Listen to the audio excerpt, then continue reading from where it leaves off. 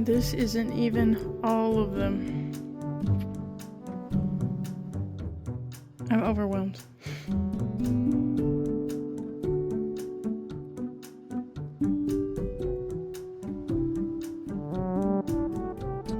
Good evening.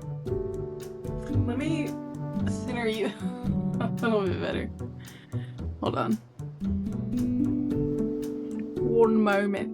Uno momento, por favor. That way. Let's see how that is. Take 2. Good evening. Welcome to my gallery of all of my oil paintings I have ever created. Alright. I have a big one for you today. That's why we're in my bedroom floor. Again, it's not your first time here. But we're not normally here, but I have a lot of stuff behind me, beside me, all over the place. My room is full. The rest of my apartment looks empty because all these were on my walls. So it looks like I'm moving out or something. But I thought it would be fun to go through every oil painting I've ever created and kind of just show it to you and tell you about it a little bit. Like a little walk-through gallery, I guess. Some of them are good, some of them are bad. Technically, it's not all of them because my first 3 were on canvas skins, which are all hanging up on my walls, and they're like thumbtacked, 4 thumbtacks on the wall. And I'll be honest, I just didn't feel like taking them down. Because most of these were either sitting on the floor, like these because they're unfinished, and the other ones are hanging up, but it's a canvas, so you can just like lift it up. I can just put it back on. So it's literally pure laziness that we're not going to look at the canvas skins. But to be fair, I didn't start painting until I was in college because I went to school for art education. So I got a degree that allows me to teach art at high schools. And when you get that degree, you also are kind of getting an MFA. So you also take a lot of studio courses. And you can kind of specialize a little in something. And I really enjoyed oil painting. So I have a lot of oil paintings. And all those canvas skins are from beginning oil painting. And they're very assignment driven. There wasn't as much freedom. Like, I think the very first one was to draw a symbol on a piece of paper, crumple it up, and then try to replicate that as best as you could. So it would be like, it was like a value assignment to see if you could get the values of the paper and accurately depict the letter now that it's distorted. And then the other one was favorite food or drink. And I think the last one was a symbolic flower. I might throw in clips so that you guys can see. Did I just like fucking blind you guys? I think I did with my watch. Maybe I'll take that off.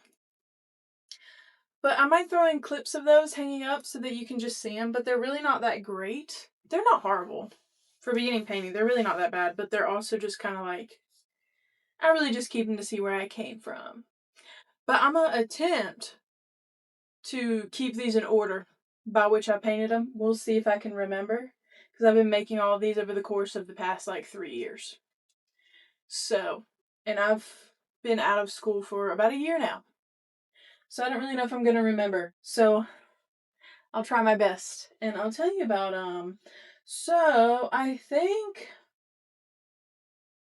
let's see, which was the first one? I think it was this one. This one right here. And if I had names for them, I would tell you, but I struggle at naming my art. It's really hard.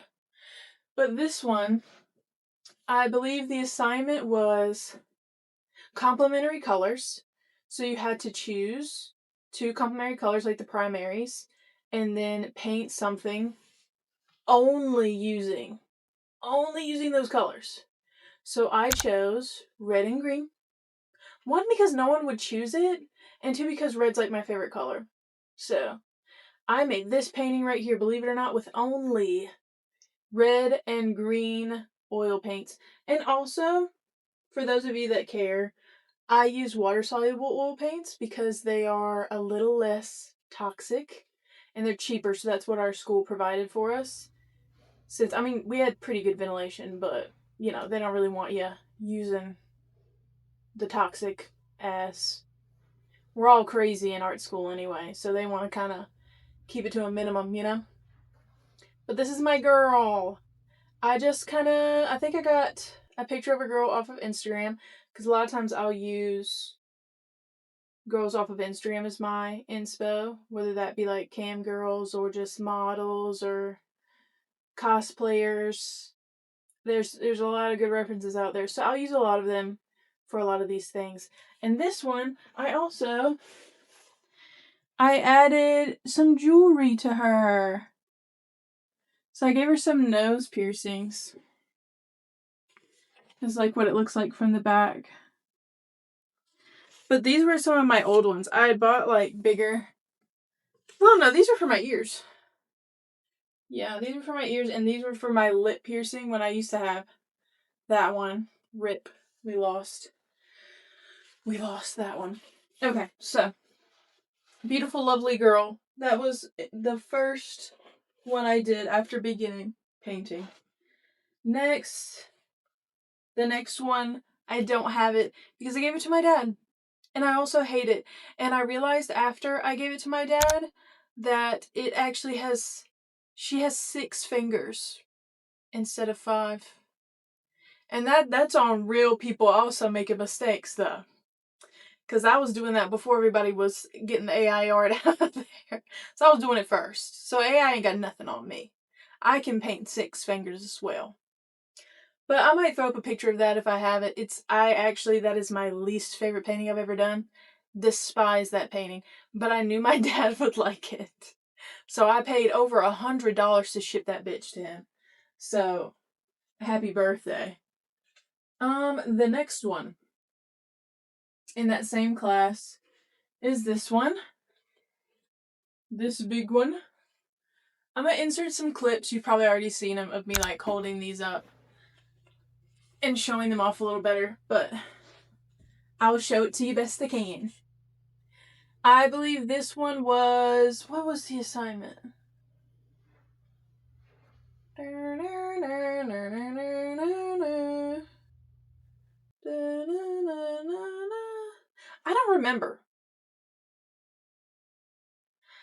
don't remember. That was a color course, though. So it might have been just to, like, use one color. Like a monochromatic thing. Because I know everything in there was color-based. Because that one with the 6 fingers was to use, what do they call it? Like the old traditional palette, the Renaissance palette that they used to use. So this one might have been like a monochromatic, like maybe only using black, white, and one color. I don't recall. But it's obviously my hands, and it's me like tattooing. Which hand is it on? I have that tattooed onto my hand, and it's me tattooing it. And then the tattoo machine's like red hot or white hot. That's it. It's not much to this. I don't love this painting. It looks okay. This hand looks a lot better than the one down there. I don't love it, but it's interesting. And I used to tattoo, and I might go back to tattooing, and if I ever did, I always thought this would look really cool up around like where I tattooed. Or maybe I'd even like sell it to a tattoo shop one day. I don't know. It's not anything incredible, but it's neat, I guess. Okay, now we're moving on. I think it was this one next. This one is one of my very favorites. I think the assignment for this was to tell a story. Yeah, it was just like a storytelling one. I think I have this correct, right? Yeah, this one might not have actually been to tell a story. I don't remember. No, I do remember. It was to take this story that she gave us and to like interpret it. And I think it was a story, I don't remember what it was called. It was a story about a couple and they didn't have any money and they are trying to I think it's called The Gift. Is it called The Gift? But they don't have a lot of money. And they each want to get the other a really nice gift. So they sell, like, the girl gets the man a gift for, like, an accessory for his watch. And she sells, no, she cuts her hair to afford it. And then the man gets her a comb, but she cut her hair, so how's she going to use it? And then the man sold his watch to get the comb. So it's like they both sacrificed all this stuff to turn around and get them a gift, and then blah, blah, blah, blah. And this is not a narrative analysis. This ain't book club, this is art club.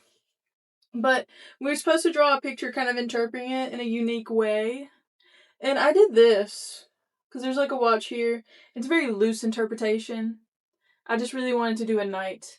And this is one of the first paintings that I kind of started incorporating the underpainting into my work and then using other materials. Because I used mostly pencil, a little bit of acrylics for the detailing and the metal detailing, and a little bit of markers. And I love this painting. It's one of my favorites. It was like a breakthrough for me, for my style. So it was that one first. Well, actually, next up is up here. I still have them hanging up. So, don't laugh if I fall. I'm not confident I have these in order anymore. I'm getting really confused. But I think I think this one was next. But I'm not sure. But this is a triptych. This assignment was to also tell a story. So I have three panels for this. We'll do them individually, but together they create a story. But we were supposed to create something where you can have 3 panels, but they can stand alone, but together they say something different. You know, that's a successful triptych. You want them to still be able to be shown alone, but the point is for them to be together. So this is the center one. A beautiful lady, and she's holding a sword. Her hands hurt. I mean, she's really just a pretty lady. I just really wanted to paint another lady, and then I wanted to find ways to tie in the rest. But as you can see, she has a sword that's like the most important storytelling piece, and that she's bleeding. The next one is this one. These are pretty small. I really love them. But this is like the first time I've gone back to painting and drawing animals since I was like in high school. And I had a lot of fun drawing these. So it's the wolf, and the wolf is biting her hand. And then we have, this is still one of my very favorite things. I still think I have this one pinned at the top of my like Instagram. I love this painting. But it's the same sword in the painting with the woman, with it going right through his head. So it's kind of like, I think I ended up naming this one Don't Bite the Hand That Loves You. Because it's like, oh, betrayal. He bit her. She killed him for it. But she's clearly not happy about it. She's very mournful about it. But that's a triptych. And then I actually think I got these out of order. I think it went that single one, then these two I'm going to show you, and then the triptych. Because I think that was the challenge, is like we're moving up in number of paintings we have to do. So I actually think this one came next. But I don't think that's true. I don't think this one came next. I don't freaking know. No, this one did not come next. Who came next? I'm missing a painting. Aren't I? Because it was... No, it was this one. It was this one. I think the reason I couldn't remember if it was this one or not, this is one of my all-time favorite paintings, by the way. I'll stand. But I think I couldn't remember if it was this one or not, because this one, the other two were story-based, And then this one was to, like, incorporate depth. And perhaps she weaved in, like, incorporate depth through and still tell a story or something. I don't freaking know. So this one's another, like, Instagram model I found, gorgeous, gorgeous girl. And then I kind of just switched it around and added my own style, gave her some spooky tattoos. It's kind of like, she's so sweet, she's so beautiful, she's such a doll, but she's, like, actually a murderous, gorgeous girl. Because there's, like, the book down there at the bottom, and it has, like, all the names scratched out. I included my boyfriend's name with a heart, because I was like, oh, that's a little cute. I like to add little cute snippets of me in things, because I think it's neat. All her tattoos, all the creepy bits in the background. One of my absolute favorite paintings, I'll never get rid of this one, it hangs up in my living room. It's just so cute and pink and creepy. I need to paint more. I've been doing so much digital art and just drawing in my sketchbook lately that I've, like, forgotten, like, how much I love looking at these paintings. And I need to make more. Alright. Let's see. Let me remind myself what I've shown you. Okay, we're getting to my final paintings that I did in school. And then I have one that I started after school that I'm working on. That I've been working on for, like, 6 months. It's so hard to make yourself finish and start paintings when you don't have, like, an obligation to do so. But in advanced painting, I guess is just what it was called, it was, like, the last painting that you take. You didn't have any, like, requirements other than size requirements. You had a size requirement you had to make, and you could do several smaller canvases or, like, do a diptych or a triptych if they equaled up to the size requirement or minimum that she had. And then she wanted there to be, like, a theme between your stuff. So it's like, don't just do random stuff. She wanted kind of a theme going on. And I attempted to tell a story with all of mine for all because it's like 3 assignments. So you have to turn in 3 separate assignments and they have to all come together. And the last one kind of veered away from it, but I guess it's still kind of on theme because they're all kind of fantasy driven. But I wanted to tell the story of this vampire girl who's, like, kind of, like, evil, and then this, like, vampire hunter, and this other like, there's a good vampire girl, a sweet innocent vampire girl, and a bad vampire girl, and then a vampire hunter, like wolf vampire hunter-esque werewolf girl, and they fell in love, the innocent one and the wolf. They fell in love, and then the evil vampire girl killed the innocent vampire, and then it goes on from there. And I had this idea for this gorgeous, beautiful, and I still, like, have it in my head, like, scene with all 3 of them in it. Because all of these are, like, individual or just 2 of them in it, but I wanted all 3 of them in it, like a romantic scene with and they're all, like, in human form, with the vampire girl and the vampire hunter girl, and they're, like, together romantic, and then the evil vampire is, like, looming above, like a foreshadowing of what's gonna happen. Because one set is what happened, the other is, like, the aftermath, and then that would have been, like, a foreshadowing of it. But I didn't make that one. I tried so hard, but it just wasn't coming together, so I just completely veered left and did almost like a study-esque type thing instead. But whatever, I've talked to you about it for fucking 50 minutes. Let me just show you. So I started with a quadruplet. There's 4. I decided to go wild and do 4 paintings instead of 1 or 2. So this one tells the story of, like, what happened. Here, let me go in order. But we can show these first. This is one of my favorites. Isn't she gorgeous? Isn't she beautiful? This is the innocent, sweet vampire girl as a bat. She's like, what are they, the Honduras? bats. And then there's a moth because I just thought the moth was cute. I love this painting. I think it's so... Just have my glasses. It's so cute. It's so cute. What's that? I don't even want to do it. I hate that sound on TikTok, actually. But it's adorable. And then the evil bitch. But no, this is the evil vampire as her bat form. She's a vampire bat, of course. And I have like the death moth up in the corner. I thought that'd be pretty cool. I also wanted to give them their own signature like jewelry pieces. So she has like a pink pearl necklace and she has like this cool goth looking red heart.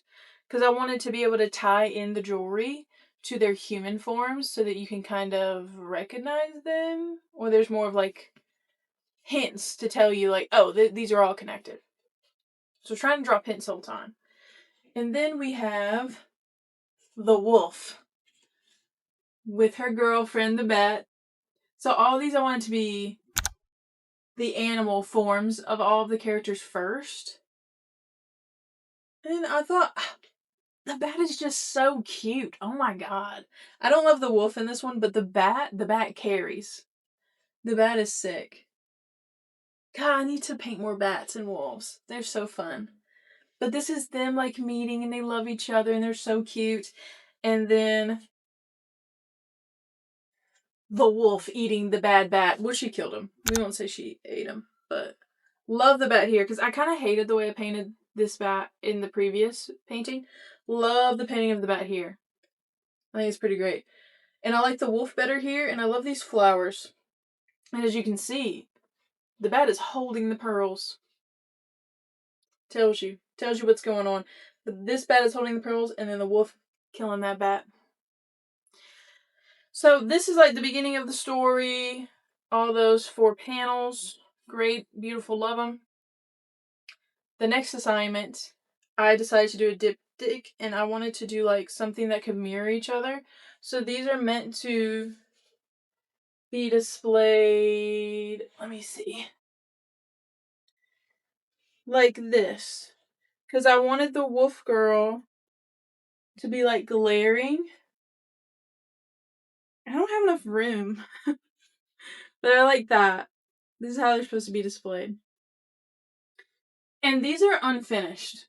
So I turned them in unfinished. And I got like a 70 on them. But I didn't have enough time. So this is our werewolf hunter girl. I wanted these to be kind of modern-esque, like still fantasy, but I like the little modern elements. So I thought the squishmallow down here was really cute touch. And then she's wearing her armor with her sword. It's like a Witcher sword. And she's just, oh. She has a beautiful face. I love the way I drew this face. So pretty. She's got garlic up there. She's like, fuck vampires now, bro. Fuck them. I really want to finish this one especially. It's so pretty. I love it. She has the stakes down here at the bottom. So that was the vampire hunter. A werewolf vampire hunter. And this sexy lady is our evil queen. Our evil vampire. Very Bayonetta with the glasses. I had to do that. I actually originally did a whole face and then sanded it completely off because it looked so bad. This one's more unfinished than that one, I would say. Because that one can almost look finished because it is so sheer looking. But this one is very unfinished. But body tea. No, she looks good. And the feet, no free feet. But no, I thought that she was very sexy. I want to make her very sexy, very sultry. There's that necklace that's in there. I think I also put I put the pearls in hers. But I got a lot more to do to this. I have a lot more to do to both of these. I do really want to finish them because I do think they look really pretty next to each other. This one's kind of peachy pink and then that one being baby blue. I think they look very nice. Oh, and she has her bat squishmallow. Got to keep it on theme. So I was trying to continue their story with that one. With my final painting, I kind of completely ditched it altogether. and just did something completely different. I had there was a whole group of friends that go to Ren fairs and stuff together that post beautiful, beautiful photo shoots on Instagram, and I'd reached out to them and asked if I could use one of those photo shoots for my final in my oil painting class, and she said, of course she may. She asked the rest of the group, and they all said yes. So that's what I did. They just said you can't sell it. So, unfortunately, I can't sell it. But I did get permission to paint it. So that's this behemoth, the largest painting I've ever made in my painting career. I'm gonna attempt to pick it up, but it's gonna kind of be for nothing because it's gonna be too big to show. Oh my god. You can't even see me. You can't even see all of it. You can't even see like half of it. We're gonna have to rely on the B-roll of me showing this to you, I think. Oh my god, I'm gonna like knock out my windows trying to show you this painting. You can't even see the top half of it. It's very large. But this is basically just a redesign of their photo shoot. Redesign? I feel like that's a weird word. Doesn't really describe what I did.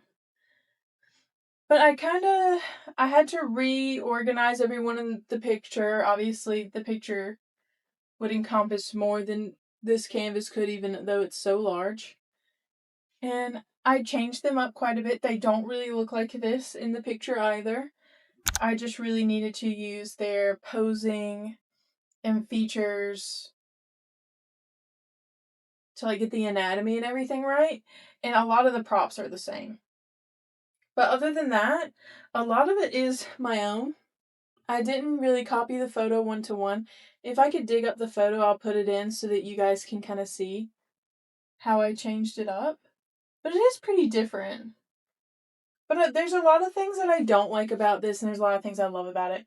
Because it is a very large painting, and truly it should have taken a lot longer than I was given for a school assignment. I think I was given maybe a month to do this, which is kind of crazy looking at how long it takes me to do paintings now. There's a lot of smaller details like these sleeves, and the grapes are gorgeous. The chair and that shawl. This shawl that this girl has on is gorgeous. I really love her corset. A lot of the fabrics and places where I got to play around more with the underpainting I like the most. I don't love the faces in this painting though. I feel like a lot of them lack depth, but it's okay. I still have a lot of practice. I mean, there's a lot of paintings here, but in the grand scheme of getting better at art and improving my technique and getting better at my style or whatever, this video, I've been talking for too long now, so I'm having a really hard time expressing my thoughts now. But it's not a lot of paintings when you think of it in that way. Most artists, successful artists, have got hundreds and hundreds of paintings.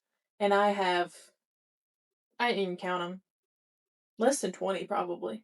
More than 10, less than 20. So I have a lot of work to do. And I think it's accurate to see a lot of flaws in this gigantic thing. I really just wanted to do something large, I think. I wanted to do something large that I thought was impressive.